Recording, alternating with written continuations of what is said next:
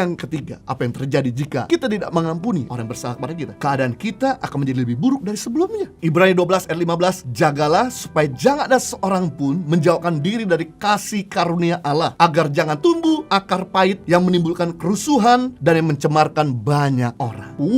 Orang yang pahit, orang yang gak mengampuni, itu hidupnya jauh dari kasih karunia Tuhan, hidupnya jauh dari anugerah Tuhan. Dan orang yang pahit, yang jauh daripada kasih karunia Tuhan atau hadirat Tuhan ataupun anugerah Tuhan, maka akan tumbuh atau lahir dua anak kembar. Yang pertama yaitu kerusuhan, dan yang kedua kecemaran. Kerusuhan tuh bicara troublemaker. Orang tuh kalau rusuh, masalah kecil jadi besar. Orang kalau bikin rusuh, masalah besar jadi bikin kompleks. Harusnya kita itu jangan jadi troublemaker, tapi jadi peacemaker. Masalah besar diberesin, masalah kecil diselesaikan. Tapi kalau kita punya pahit, maka yang terjadi kemanapun kita berada, baik di tempat pekerjaan, apapun yang kita bangun, maupun di rumah tangga kita, selalu bikin kekacauan. Dan yang kedua, orang yang punya akar pahit, jauh daripada anugerah Tuhan, maka dia akan melahirkan kecemaran, kenajisan. Orang itu terikat dengan dosa. Kenapa seringkali kita jatuh bangun dalam dosa yang sama? Karena kita punya hati tidak suci. Karena dari hati terpancar kehidupan. Hatimu suci, hidupmu suci. Hatimu najis, maka hidupmu najis. Kita belajar sama seekor lebah. Lebah ini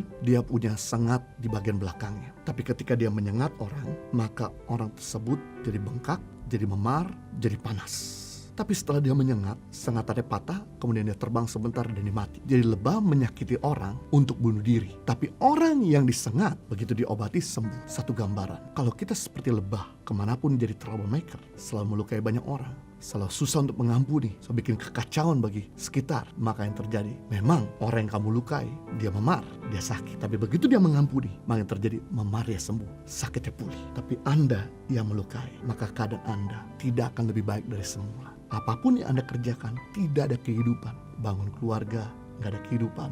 Bangun bisnis, gak ada kehidupan. Bangun pelayanan, gak ada kehidupan. Bahkan pekerjaan pun, melakukan segala sesuatu, tidak ada kehidupan. Kenapa? Karena Anda selalu membawa hawa kematian. Perhatikan, di dalam Alkitab, semua orang berhasil adalah orang yang berhasil mengampuni. Perhatikan dalam Alkitab, semua orang-orang gagal dalam Alkitab adalah orang-orang gagal mengampuni. Jadi basic untuk kita berhasil, untuk kita berkemenangan, belajarlah untuk mengampuni. Lihat Yusuf, dari sumur kering, pasar budak, ujian kesucian, penjara, karena dia berhasil mengampuni kakak-kakaknya. Dia berhasil mengampuni keluarga Potifar. Dia berhasil mengampuni orang yang melupakan dia, akhirnya menghantarnya kepada takhta.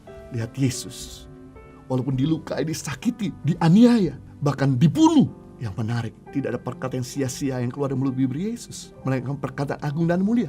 Bapa, ampuni mereka, karena mereka gak tahu apa yang mereka perbuat. Maka memang waktu itu Yesus sempat mati, tapi gak lama dia di hari ketiga hidup. Satu gambaran, ketika kita mengampuni, mungkin kelihatannya seperti kita ada di bawah, tapi gak lama Tuhan angkat ke atas. Memang kelihatannya sepertinya tidak ada jalan, tapi sebentar lagi Tuhan akan bikin jalan yang baru. Yang percaya katakan amin. Jadi kita belajar di sini apa yang terjadi kalau kita nggak mengampuni. Yang pertama, maka kita pun tidak akan diampuni. Yang kedua, doa kita tidak didengar oleh Tuhan. Dan yang ketiga, keadaan kita akan menjadi lebih buruk dari sebelumnya. Pastikan kita mengampuni.